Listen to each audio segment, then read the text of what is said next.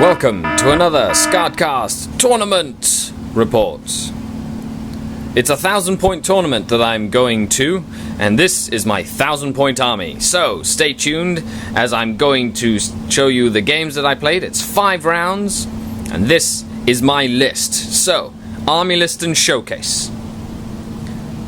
My Archon, Venomblade, Shadowfield, Haywire Grenades, 4 Incubi in a Venom with dual cannons, 8 Witches with a Succubus with a Venomblade, or a Hecatrix with a Venom Agonizer whip thing in a Raider, 10 Warriors with a Blaster and a Sprinter cannon in a Raider, 5 Warriors with a Blaster in a Venom with dual cannons. This Warrior Raider, by the way, has Grizzly trophies, as you can see right there. A Ravager with 3 Lances and Night Shields, and a 6-man Reaver Jetbike unit with 2 Heat Lances. This is 1,000 points on my display board. If you have read the blog at all, you will know a little bit on the choices that I made of why I'm taking this army list itself to the tournament. So make sure you stay tuned, as this is going to be a lot of fun, and I'm really looking forward to testing out my mettle against a variety of different opponents tomorrow. So stay tuned for this tournament report. And it's tournament day. We're here. That's Justin. Everybody over here. All the tables set up. Everybody's saying hi. Yeah. Everybody should be waving. All the tables are set up with terrain. Awesome. So I'm going to go around, take some pictures at Bob's Tower over there. We got some Imperial Guard. That's going to be fun. Vendetta. Round 1. I have declared a grudge match against the Cron Air player, Matt. You've seen me play against his Grey Knights before, and today he brought 1,000 points of French pastries of death. So I decided to challenge him at the start of the tournament, so I don't have to play him later in the tournament. And we will be back with deployment, mission, and all that good stuff. The mission on round 1 is Purge the Alien, so kill points. We're playing Hammer and Anvil, even though it's a 4x4, but we're playing this way. The Necrons have decided to go first, and we're going to be deploying. Of course, he doesn't deploy the flyers, he just deploys Imotech and maybe something else. And we're going to roll for Warlord traits. But we'll be back as it goes on. It is a tournament, so I'm going to be doing shorter segments, probably doing turn recaps, and it is 5 rounds, so 5 games. Stay tuned for all 5.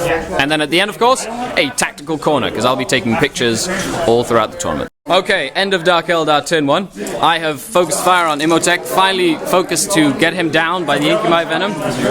Got 1 wound through to kill him, and now we're going to roll his resurrection protocols. If he dies, that's game. He hits on 3 angles. And he dies! That's game!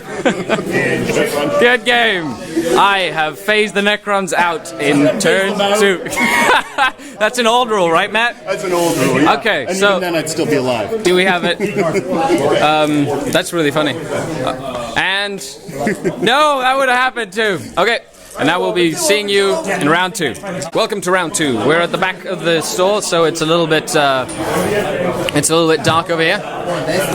Playing against Eldar and their sneaky trickery. So we're going to be setting up everything. It's the scouring. There are objectives, and deployment type is Vanguard Strike. So we'll be back after deployment. Deployment. Eldar Jetbikes, unit of warriors with a quad gun. Warp Hunter and Prism Cannon. Eldrad manning the quad gun, or the War Walkers. He stole the initiative on me. I put the objective so he couldn't put any behind his defense line. We have a 1-pointer, 2-pointer, 2-pointer, 3-pointer, 4-pointer, and 3-pointer for the scouring. And it's not Night Fight turn 1, so let's see if the Dark Eldar can withstand a turn of shooting. Turn 1 recap. The Eldar shooting saw the Incubi Venom and all the Incubi and the Archon die horribly, and 1 hull point and stunned and shaken on that Raider with the Witches. In retaliation, the Eldar moved around. I stunned 1 of the War Walkers and made the Eldar Jetbikes flee. Eldrad did put a Perils of the Warp on himself turn 1, and we're moving on to turn 2 right now.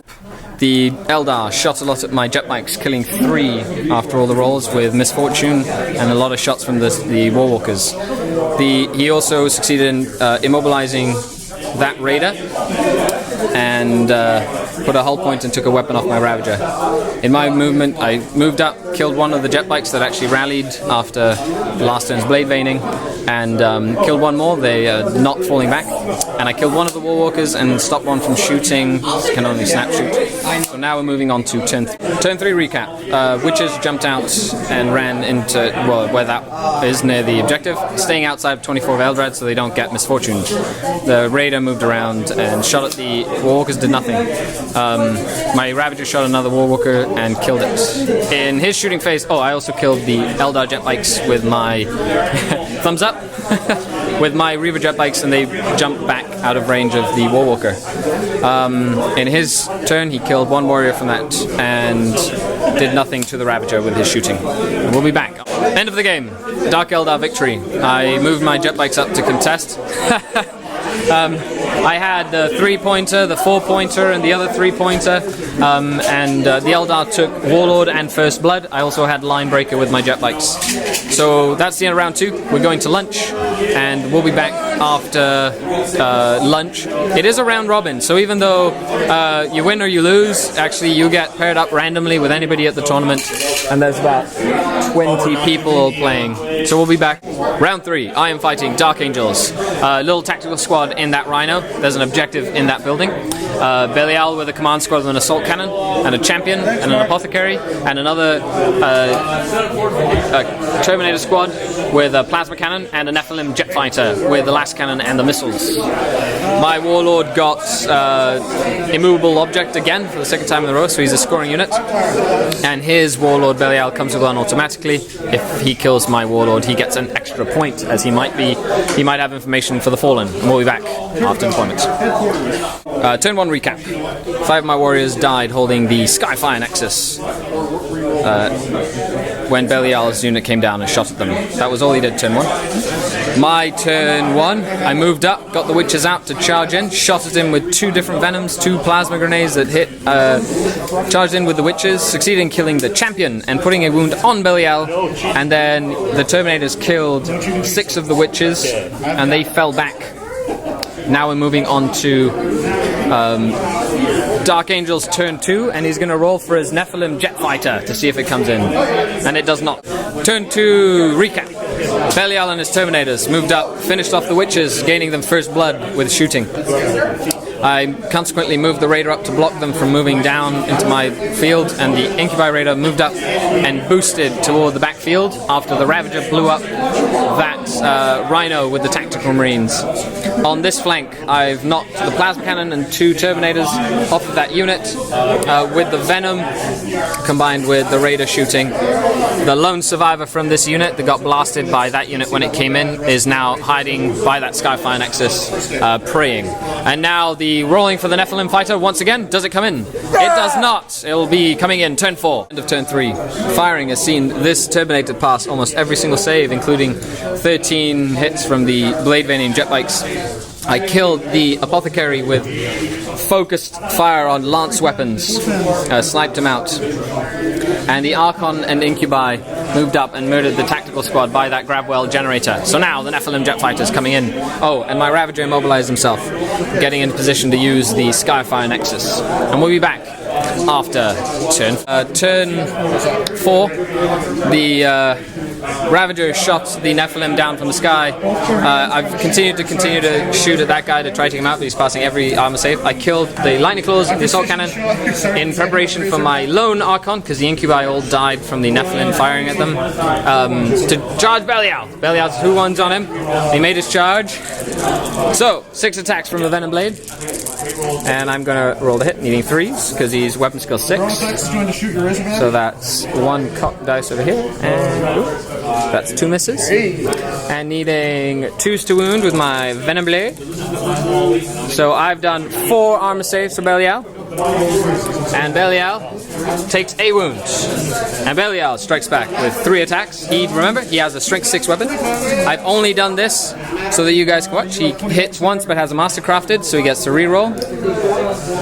And he misses again. And does he wound? He does. Does my Archon Shadowfield hold? And it does. The Shadowfield is indeed a 3. So that combat is tied up in that challenge, and it is another victory point up for grabs, as if he kills me, he'll get an extra point, but I don't care, because it's fun. And we'll be back after what could be the Dark Angels, turn 5. The Lone Terminator has moved up and charged into the Archon. Even though he can't participate in the assault, he's there so that I don't shoot him to death in case Belial survive, that combat stays tight. So I have 5 attacks now for my Archon. This is round 2. Fight. So I'm needing 3s to hit with my Archon. 4 hits. Needing 2s to wound again with the Venom Blade. And I do 4 wounds again. Does Belial survive? Yes, he does. Now Belial gets his attacks once more. He hits with 2, re-rolling 1. Hits with 2, needing 2s. He wounds with 1. That's a 1 over there. And the Shadowfield holds. So we're tied, and now we're going into Dark Eldar turn 5 with the combat still raging on. Dark Eldar turn 5. I moved around. The lone warrior that had jumped into the raider moved out and to grab that grab wheel. Moved the raider to kind of block movement through that passage to the objective. Boosted this venom up over here, so if it does go another turn, I have another unit grabbing objective. My Reaver jet bikes have stayed back there to claim line breaker. And we're moving on to round 3 of the challenge. So, needing 3s to hit with my Archon's Venom Blade. 2 misses this time. Needing 2s to wound with... And he does 2 armor saves. Does Belial fall? He does not. He survives. And now Belial gets to swing once again. With 1 hit, 2 hits this time. Needing... Yeah, no, but you hit on 4s. I'm weapon skill 7. So 2 armor saves. Does the Shadowfield hold? The first one. Does. The second one. Does. He survives. Another round. And we're going to get to roll to see if it goes on. Does it go on? It does not. It is the end of the game. Thanks a lot. That was fun, Keith. Awesome. We'll be back. Round 4. The Relic playing with pitch deployment. And I'm playing good old UK Mike. He has the pairings have put us together, so it's great. He's from the Dork Lords. If you haven't checked out their YouTube channel, make sure you do. Down in the... This one's for Justin and Ryan. You saw the battle report. It's going to be revenge.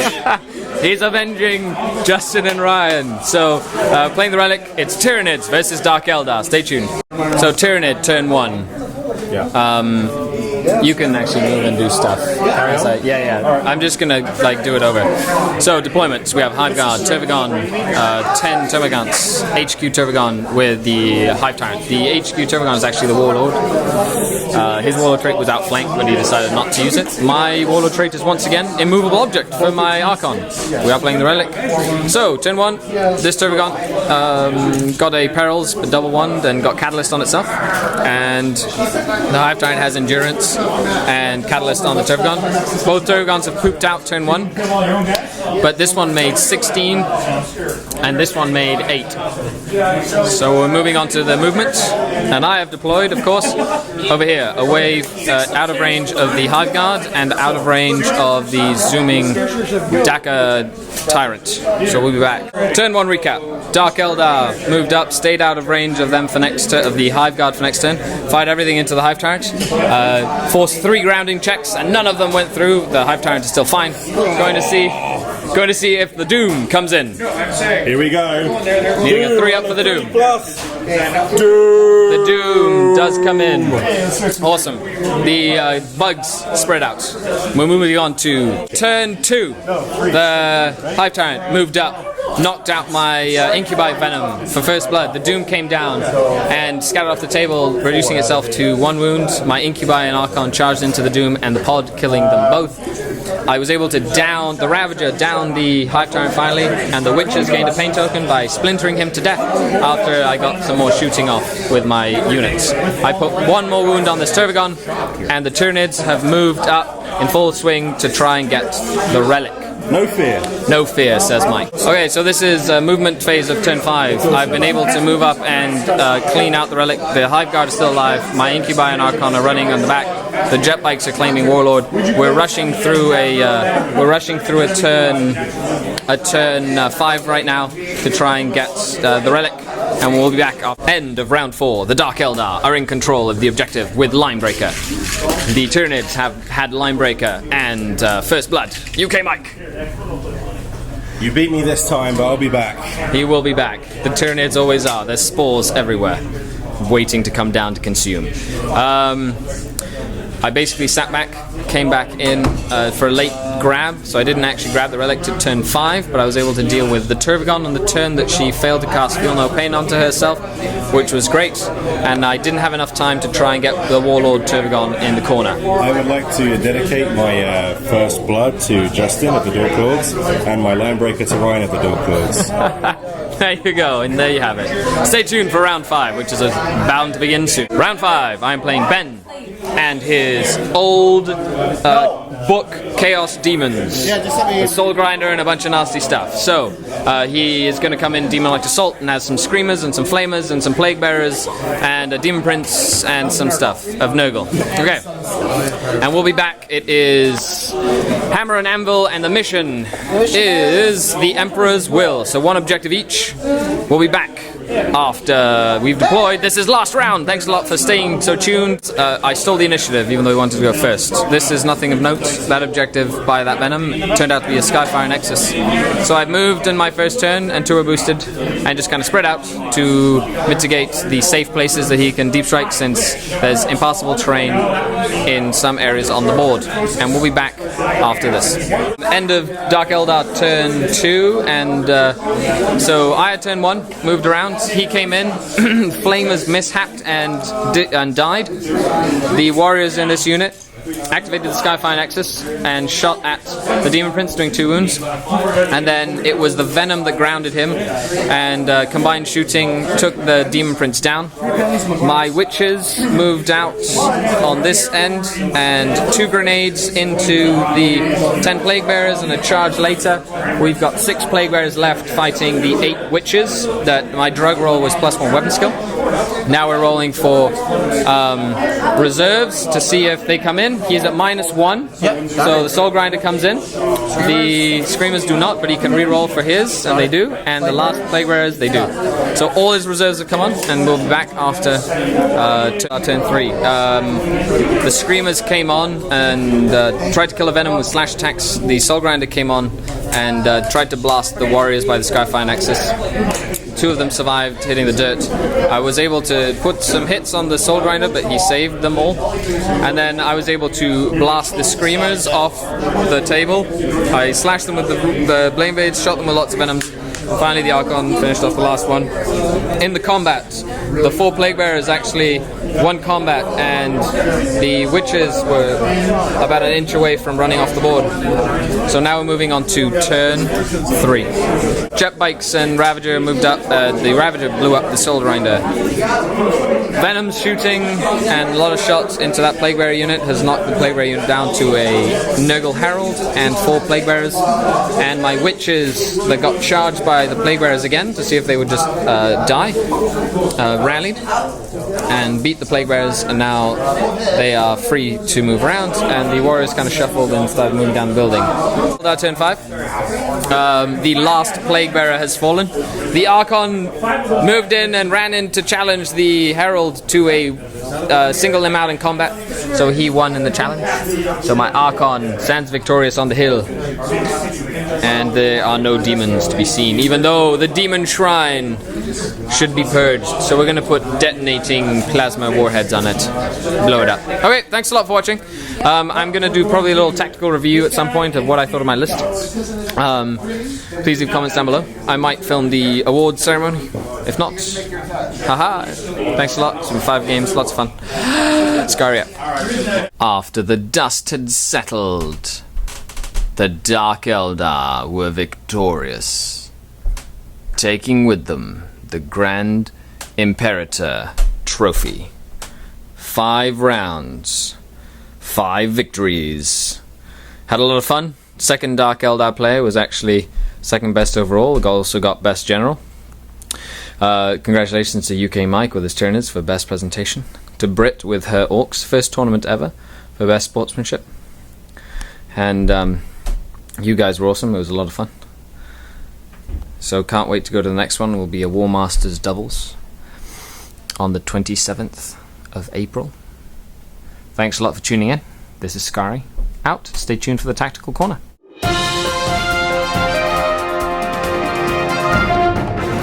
Welcome to the Tactical Corner. So this is just a picture of UK Mike's army, the opponent I played round 4. A nice Nid army. I had a lot of fun at the tournament, and my list did surprisingly well against a variety of opponents. There were very, very few power-armoured lists at the event, with a high majority of Tyranids. I think there was 4 Tyranid players, and Orcs. I think there was 4 Orc players out of, I think, 24 players. And it was quite refreshing not to have Space Marines be every other army. Like, I only played Space Marines once, and that was just a Dark Angels army. It wasn't even a regular Space Marine army. The list I took was very simple, very effective, and although I wish I would have taken a Coven list in retrospect, it was surprisingly similar to the other Dark Eldar list that was there.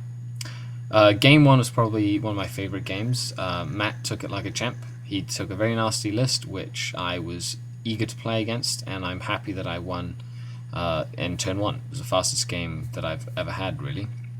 I was really happy I didn't play the same army twice all tournament, and I cannot wait to go back and do it again. Thanks a lot to everybody who watched the video. If you have any questions, leave a comment down below. If you have any comments, leave a comment down below. Make sure you check out the blog and podcast on Saturdays. By the way, this is the other Dark Eldar army. Looks really sweet. That was Boone, Best General.